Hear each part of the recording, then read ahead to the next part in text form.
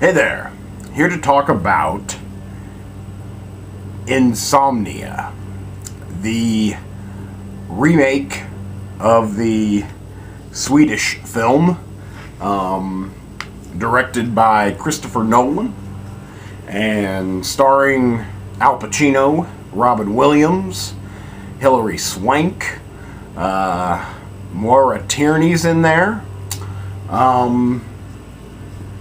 I put this film on my blockbuster queue shortly after seeing Inception. Also Christopher Nolan. I have not seen Insomnia since the theater. I mean, literally, have not seen Insomnia since the theater. So this is a review of my second viewing.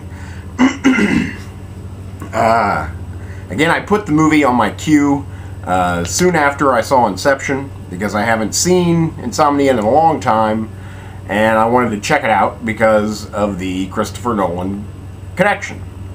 And it was on very long wait for a long time. Again, this is the Blu-ray. Looked gorgeous, by the way. But, again, wanted to get back into the Christopher Nolan, the early Christopher Nolan. Insomnia is his third feature-length film. And pretty much his first film as a part of the Hollywood studio system. He did not produce Insomnia, he did not write Insomnia, all he did was direct. He had one job. And even though it was pretty much the most important job, he still just had the one job. I thought it was interesting to note that it was executive produced by George Clooney and Steven Soderbergh. They do a lot of movies. I forgot that they had done this. Insomnia is about a killer, a very next to unsolvable crime takes place in Alaska. They call for help to Los Angeles, and one of Los Angeles's finest cops goes up to solve the murder. Now there's a lot of other things going on here. The Los Angeles detective is kind of being punished by being sent to Alaska because he's under investigation from internal affairs. His partner also goes with him, is also being punished, is also under investigation, is going to cut a deal and kind of ruin his partner's career, his long, glorious career. A tragic accident happens during a pivotal scene while chasing the killer, Robin Williams, and the tables are turned in the fact that the lead detective, the super detective, Al Pacino, has to then work with Robin Williams, the killer, to keep his legacy intact. It's a very complex film, or at least complex story, to spit it all out here in a nutshell. But it's basically cop versus, perfect killer, or, whatever. I'm giving it an 8. I guess I should have said that earlier. I will give it an 8. Right after I got done watching it, I was thinking maybe 7. And I kept on thinking 7, but then my brain just started to go, no. That's an 8. Come on, you gotta give it an 8. And the reason why I'm giving it an 8 is most likely for Christopher Nolan. Christopher Nolan is a master storyteller. He can get me from reclining and watching, appreciating some excellent acting, just listening to the script, and then like that, He can have me sitting on the edge of my seat, caught up in what is going to happen next, what is going on. He can, I don't know, he can move me in an instant. And I think he's a superb visual storyteller. He uses these quick little edits. I mean, they're almost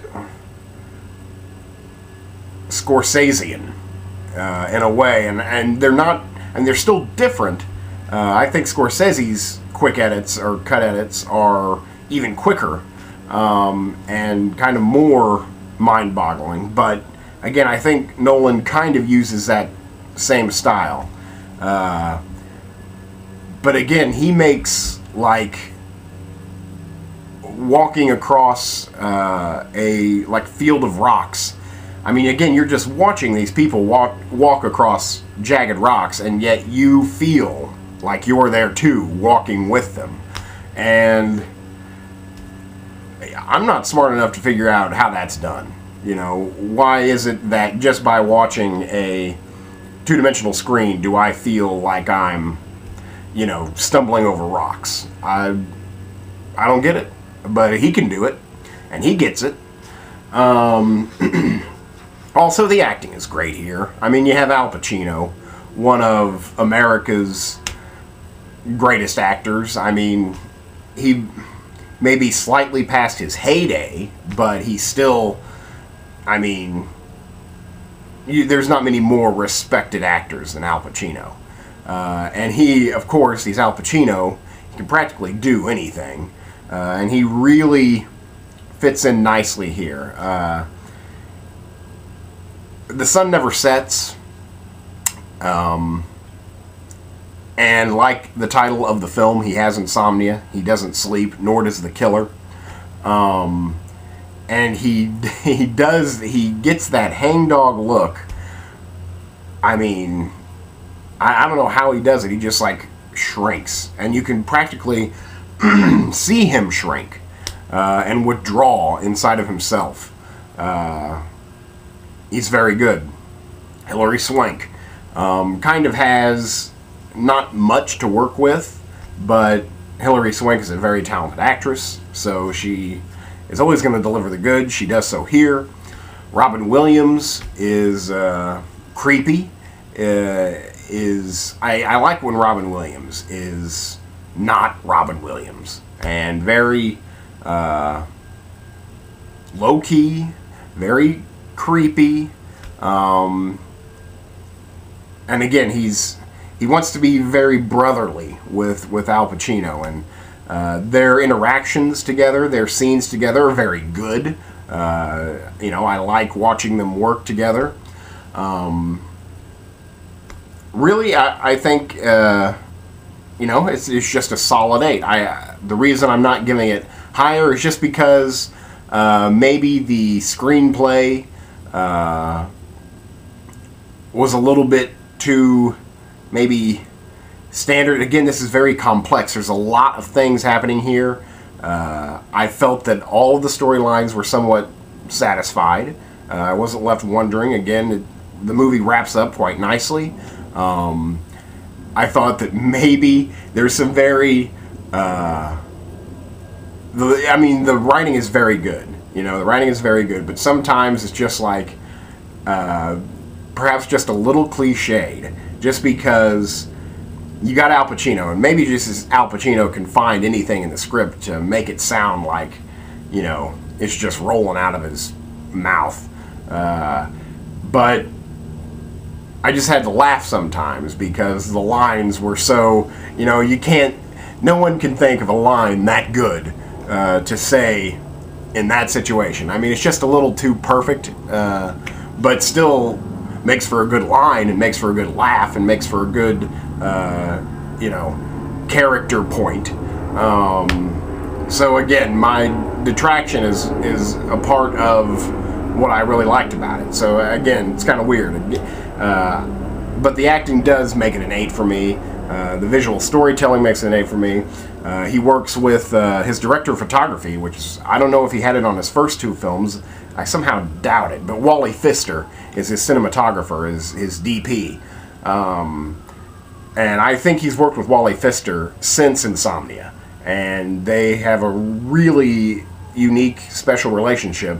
They work well together. Some excellent work from Wally Pfister here. The film looks gorgeous.